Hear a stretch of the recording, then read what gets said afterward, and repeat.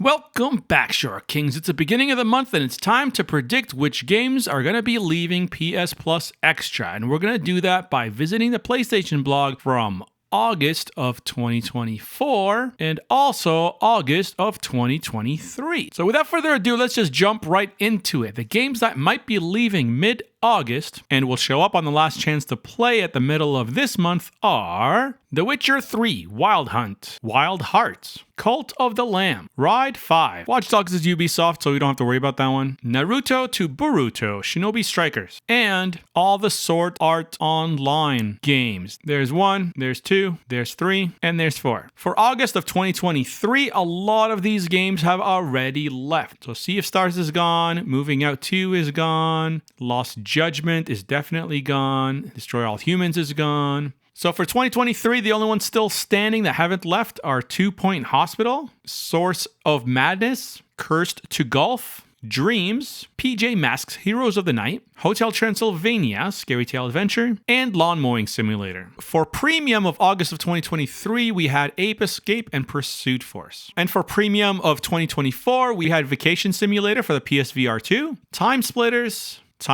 2, and Time Splitters Future Perfect. We also got a bonus Sword Art Online game for Premium. So those are the games. We're going to go through them one by one if you don't know what these games are about. So if you enjoyed front-loading the content and telling you which games are leaving right away, just leave a like when you leave the video. For everyone sticking around, we're going to go through these games one by one and give you the ratings and the runtime of them and let you know if there's enough time to beat these games before they go. If you're new to this prediction series, we try to predict games 2 weeks ahead of time to give you extra 2 weeks. Because the 1 month they give us is sometimes not enough, especially for a long game. So hopefully these extra 2 weeks will give you a head start that will give you more motivation to actually start the game. If you're questioning the authenticity of these predictions, just go look at our past predictions for the last months to see how right or wrong we were. Now let's get started right away and talk about the biggest game on the list. That's right, it's The Witcher 3. This isn't just the biggest game because it has the highest rating, but it is also one of the longest games to play. The story runtime, if you ignore all side quests, is about 52 hours. And if you want to get the platinum, you're looking at about 174 hours. So before you run to the catalog and hit that download button, I'm going to say don't play this one right now. Instead, click the 3 dots and go to the complete edition because it is currently 80% off. It's about the same price as 1 month of PS Extra, and you have more than 1 month to beat it. You will own it forever, and you could take your sweet little time. I do not recommend trying to beat this game in less than a month. If you don't know much about this game, hopefully the footage kind of helps paint the picture of what to expect. It is a third-person action RPG. It is a monster hunting open world adventure, and it is very rich in story. The game focuses heavily on the narrative and has a very rich dialogue tree, which allows players to choose how to respond to NPCs. The decisions you make change the state of the world and can lead up to 36 possible endings, affecting the lives of in-game characters. You can complete certain quests to have a romantic relationship with some of the game's female characters. The game world is huge, that's why it takes so long. You can explore each region not only on foot, but you could use a boat or his horse, who can be summoned at will. The Witcher 3 won a ton of awards,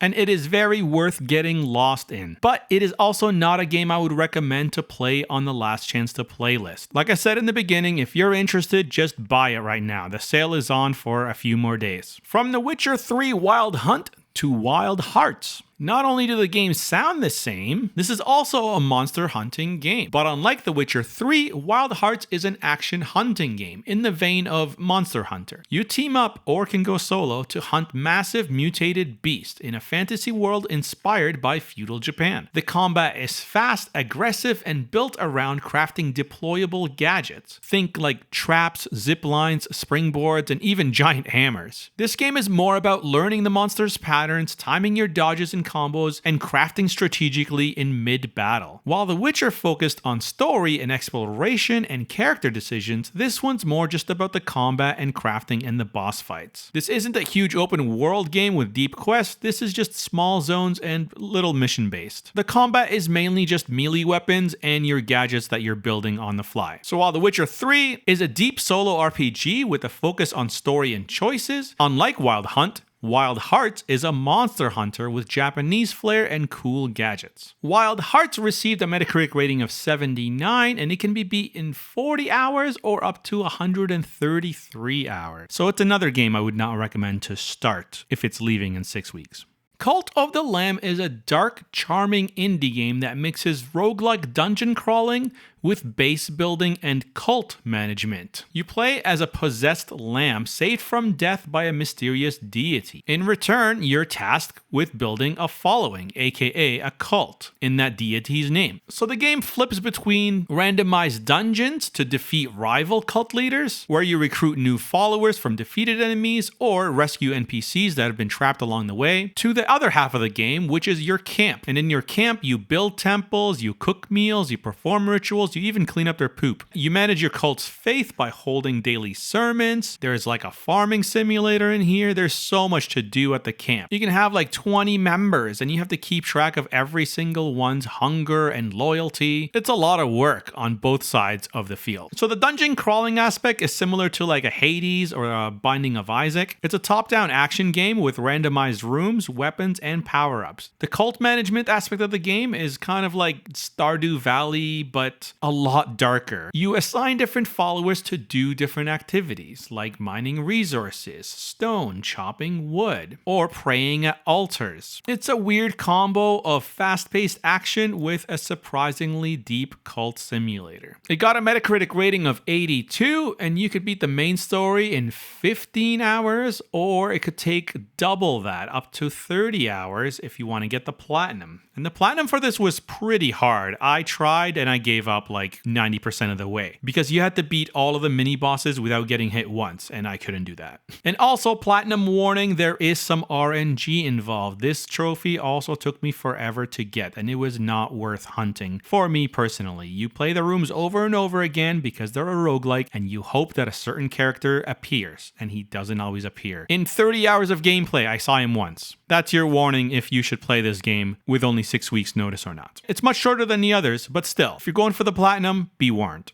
And now for something completely different. If you're into motorcycle racing or just curious what it feels like to hit 200 kilometers an hour on two wheels, Ride 5 might be the most authentic experience you can get on PS Plus Extra. It's a simcade racer, which means it aims for realism and how bikes handle, but without totally punishing newcomers. So it's like a sim and an arcade. Get it? Simcade. There's over 200 licensed bike, 35 real and fictional tracks, dynamic weather systems, and a full endurance racing mode with mid-race saving. It looks great and rides even better, especially on the PS5 where the haptics and triggers add extra immersion. What sets Ride 5 apart is that Simcade aspect. It blends technical depth with accessibility. You can turn on AI riding assists for braking, acceleration, or steering to ease yourself in, and then gradually turn those off as you improve. The career mode adds some narrative flair with rivalries and progression, and most importantly, there's split screen multiplayer for the first time in these games. It's not perfect. Some say the career can get a little repetitive and the braking physics aren't always consistent, but for fans of motorsports or racing sims, Ride 5 hits a sweet spot between hardcore yet approachable. Ride 5 had a rating of 75. The main story can be beat in 10 hours, but you can totally get lost in it for 267 hours if you want to get the platinum. And now it's time to shift to Japanime. NARUTO to BORUTO. Shinobi Strikers is a 4 vs 4 online ninja brawler where you can create your own custom shinobi and dive into fast-paced acrobatic battle, inspired by the Naruto universe. Unlike the cinematic fights of the Ultimate Ninja Storm series, Shinobi Striker focuses more on team-based multiplayer action. You'll run on the walls, you'll fly through the air, and unleash flashy jutsu in open 3D arenas. Choosing between the roles like attack, range, defense, or healer, it's chaotic, flashy, and fun, especially if you've ever wanted to fight alongside Naruto, Sasuke as your own original character. While there is a lightweight solo mode that teaches the basics, the game is clearly built for online play. Modes like Capture the Flag, Base Battle, and Combat Battle emphasize teamwork and positioning, though the experience can feel a little rough if you're not playing with friends. The visual style here nails the anime vibe, and the customization is surprisingly deep, letting you mix and match so many qualities from different characters and looks. Just don't expect too much in the way of story or long-term depth. Shinobi Striker is best treated like a casual online Naruto sandbox. Shinobi Striker had a very measly rating of 61 from Metacritic. The main story can be beat in 7 hours, but it is an online game, so expect 107 hours to get the platinum. Okay, next we got the Sword Art Online games. I'm not going to go through every single one, but I'm going to kind of explain what they are. The Sword Art Online games, or SAO, are a series of anime-inspired action RPGs based on the popular Sword Art Online light novels and anime, so JRPG. They imagine what it's like to be trapped in a virtual MMORPG, but as an actual playable experience. Across the different games, you step into the shoes of Kirito, the series' protagonist, and sometimes your own custom character, exploring massive sci-fi fantasy worlds filled with combat, crafting, and familiar faces from the anime. Alicization Lycoris, I cannot pronounce that one, is a more faithful adaptation of the anime with slower, more tactical combat and a heavy focus on story. It's ambitious, but was buggy at launch. Then we have Last Recollection, which is the latest and greatest SAO game. It is an alternate retelling of the War of the Underworlds arc with smoother combat, newer characters, and more streamlined systems. It's great for fans, but less approachable if you're not already familiar with this story. And then the one with the biggest shift was Fatal Bullet. This one was set in Gun Gale Online, the shooter-based world. Instead of swords, you're using firearms and gadgets and third-person action RPG combat. These are basically a mix of JRPGs and MMO vibes. There's real-time action combat, party mechanics, gear grinding, and relationship systems. But they're not really MMOs. They play like offline RPGs that simulate an MMO-style world. Some games are clunky and dated, like Hollow Fragment or Lycoris at launch, while others like Fatal Bullet and Last Recollection offer more solid gameplay. These games are definitely not for everyone, and the ratings kind of show that. They aren't must-plays for anyone, even JRPG players, but if you're into the SAO universe, there's a lot of lore customization and content to explore. As far as Metacritic ratings go, they're all bad. We have a 65, a 58, a 64, and a 69. Gameplay can be anywhere from 30 to 60 hours just for the main quest, and expect 100 to 200 hours if you're going platinum on these very bad games. Let's skip this section. 2 Point Hospital is a quirky hospital management sim where you design your own medical facility from scratch, treat patients with hilarious made-up illnesses, and try to keep everything running smoothly. It plays a lot like one of those roller coaster tycoon games, but instead of thrill rides, you're holding GP offices, psychiatry wards, and ghost-catching janitor stations. The charm is in its British-style humor. Patients suffer from conditions like lightheadedness, where their heads are literal light bulbs, and your staff have traits like nasty or likes to argue. Beneath the jokes is a genuinely deep sim where managing staff morale, layout efficiency, and hospital reputation becomes more challenging as you expand. So if you're into micromanaging little people with jobs and needs in confined spaces, this is a lighter, sillier take on that. 2 Point Hospital received a crazy 85 according to Metacritic. It takes 40 hours to beat and 124 hours to platinum. Source of Madness is a 2D side-scrolling action roguelite. It's set in a haunting Lovecraft-inspired world filled with grotesque monsters, crumbling cathedral, and nightmarish landscapes. What makes it stand out? Procedural generation and AI-driven monsters, meaning every enemy you fight is weirdly unpredictable, twisting, mutating, and behaving in uncanny ways you can't always anticipate. The game features spell-based combat where you mix and match magical abilities and gear, and there's a class system with unlockable builds as you progress. It kind of plays like Dead Cells and Salt and Sanctuary, but with a slower, floatier movement and a bigger focus on chaotic magic combat instead of light melee combat. So if you enjoy dark fantasy, spell-slinging combat, and games where each run is a strange new experiment, it might be worth a look. It's not the greatest of its kind, with a very low rating of 67. But the good news is it can be a short game. If you just focus on the main story, you can beat it in 4 hours. But it is a roguelite, so expect up to 40 hours to get the platinum. Curse to Golf is a bizarre but clever blend of 2D golf simulator and roguelike dungeon crawler. You're a pro golfer who dies in a freak accident and must golf your way out of purgatory. You play through a series of haunted, side-scrolling golf holes.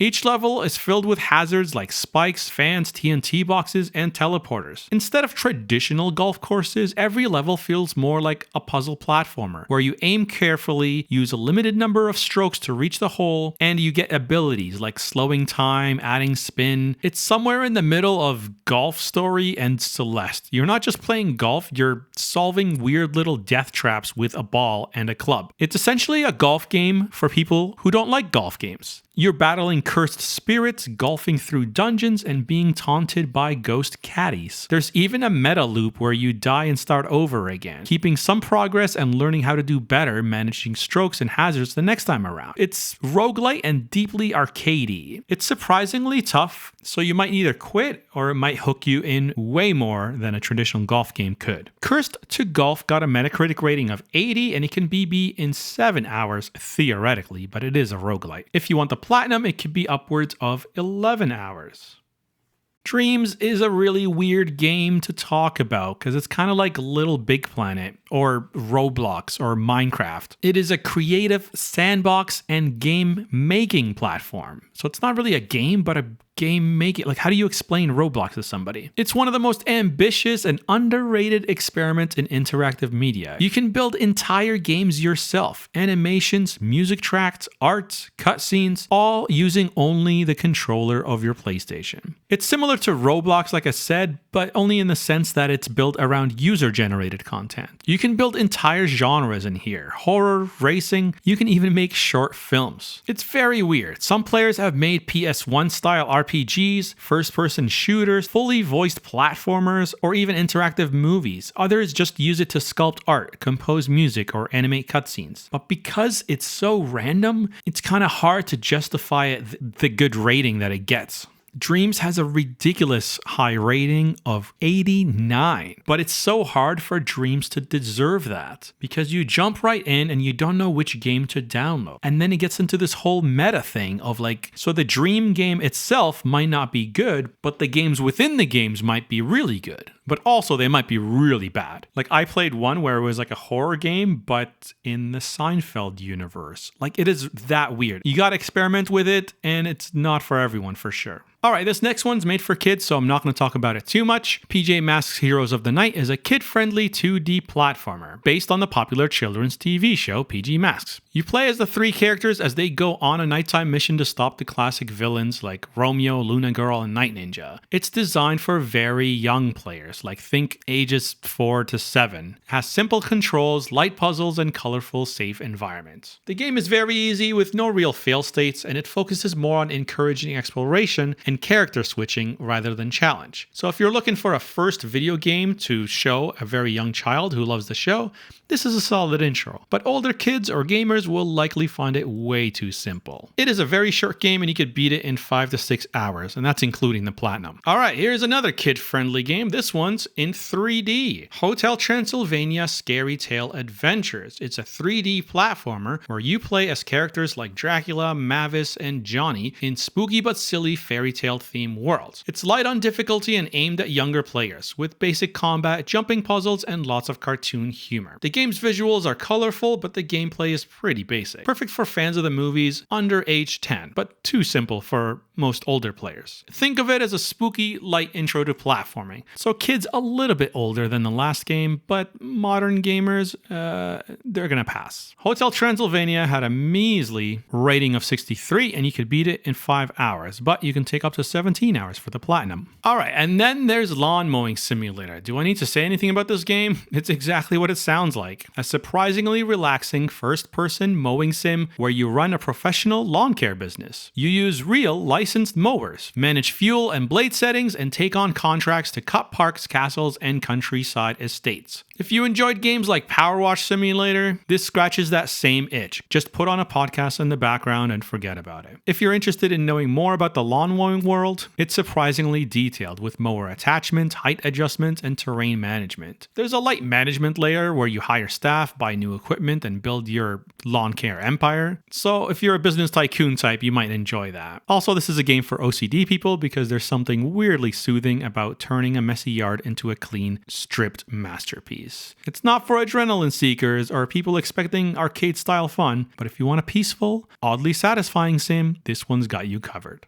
Anyways, that's about it for all the games. So if you're new to this series, not every single game on the list is gonna leave, but the chances of games leaving from this list is very high. So in about 2 weeks' time, we're gonna revisit this video and see which of the predictions we got right. There are a few great games on here, but a lot of meh games. So are there any games from your backlog that you were dying to play that are leaving very soon? Which ones are you looking forward to? Remember to join our subreddit, and until next time, be a friend, and I'll see you again.